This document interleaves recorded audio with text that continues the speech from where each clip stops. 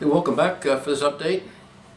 Now that we have the rustic barn completed, I thought that I would work on the area that the layout that it's going to sit in, get some fencing up, and get the landscape kind of done up in that area. So let's go get it done. Okay, we started working on the cattle gate here that hopefully cows won't wander across. I used a real thin piece of styrene. I made it about 12 feet to scale and about 5 feet this way. On that piece of styrene I glued, these are 16th inch square basswood on either side, and they're going to support the rods that go through here. I gave this a coat of brown, and then I came back in a thin coat of Elmer's, little dirt ground cover on here, earth colored.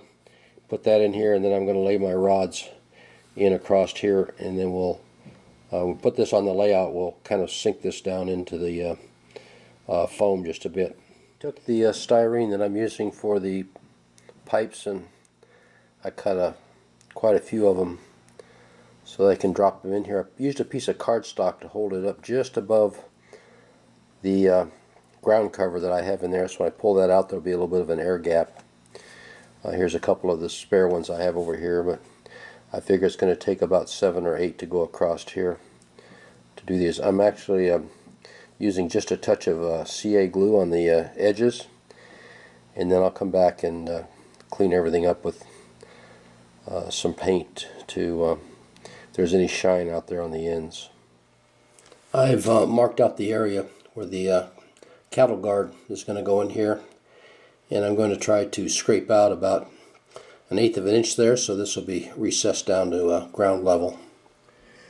Okay, this is where the cattle guard is going to sit for the gate, and then I cut a 8-foot piece here just to use it as a template, and I'm going to take that and I'm going to go down, and this is a skewer that I make my trees out of, and I give myself an, press it down in there, and then move the piece down, and I'm going to do that all the way around, and then I'll come back. I'm going to make my fence posts 5 feet high, spaced right at 8 feet apart, and then we'll come back and put the easy line on it.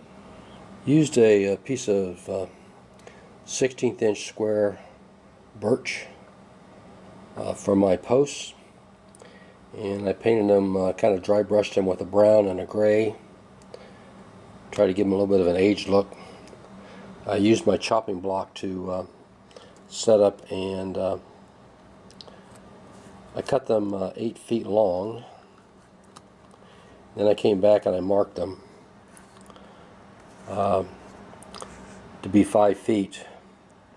I used my marker and put a mark at the 5-foot point. So I'm going to put 3 feet into the foam, and 5 feet up is what we'll use. So, and I chopped a bunch of them, so we'll get those put on the layout. Here we have the fence posts going in, using a little bit of white glue, say to scale, putting them in about 3 feet into the foam. Let me tell you a little bit about the Easy Line. I purchased this off of Amazon. It comes in 2 different sizes. This is the 10,000ths. I went for this fine size. It also is made in 20,000ths. I thought 10 would be good for the end gauge. 20 would probably work out well for the HO guys and larger. Makes great fencing. Also, if you're going to do telephone poles, this would be good for telephone poles. So it, as you can see, the line is very, very fine coming up here, and it is stretchable. So we'll install this on a few fence posts, and I'll show you how I do that. Okay, I've got the easy thread attached to the post here with some quick setting CA. Then I actually moved that, pulled that all the way around, until we got to the end post over here. I actually used this one here, and I attached it there. I do want this, all my wires on the rest of the farmyard are running on the outside of the posts. I pulled this around on the outside here just so I could make sure I had enough easy line. And now I will lift that back over a few posts at a time and move it to the outside and start using some CA. Here I'm working my way down the fence post using T-pins to kind of hold the easy thread back against the post, and my little gauge pieces that I made there. And I'm right up to this point here, touching a little dab of CA onto it, and then I'll move down to the next section and do those. Then come back and basically do the same thing to the top wire that goes down the post. Okay, we now have the fencing, both the top wire and the middle wire run down. I'm going to come back now and add a little more ground cover. I'm going to put some supports in this area here to make it look like the ends have got a cross brace in them. So. Okay, we've completed the fencing around the area, put the little bracing in the corners, and we're ready to get some structures in there.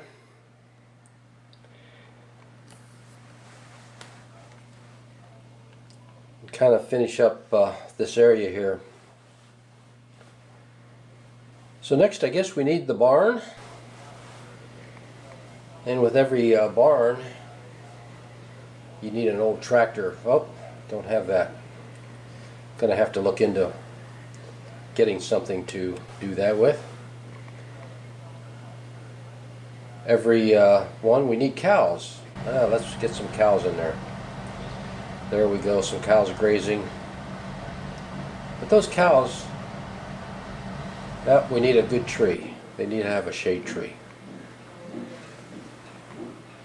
So I think we have our scene pretty much completed there. Well, that kind of completes the barnyard area. Always have a little bit more to do. I do have the tractor on order.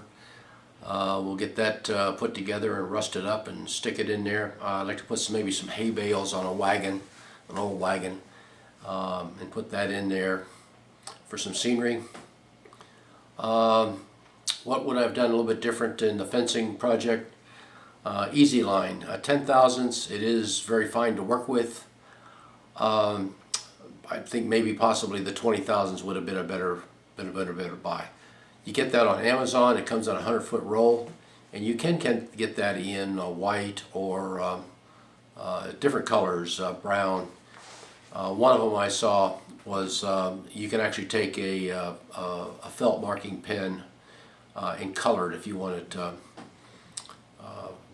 a black marker or a brown marker would color it the way you want it if you use white.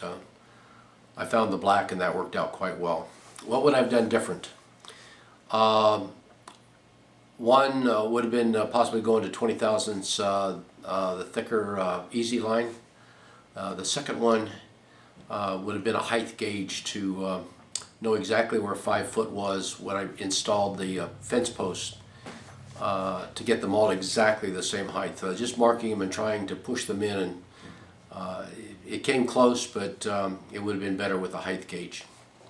By the way, that fencing with the easy line, if you go to N gauge or N scale easy line, there's a great video on there about using the easy line in fencing. A quick shout out for one of the channels I've been watching for quite a while, but if you haven't, I think he produces great videos. It's My Railroad, and I guess I like it because it's kind of the way I like to do things. I'm not a prototype guy, but I do like things that look neat, look realistic, and he just does some good work. So It's My Railroad. Tune over to him. Thank you very much for watching. I really appreciate it. If you haven't subscribed, please do, and hit the bell so you know when I do put out a video. You have a great day, and hopefully we'll see you back here soon.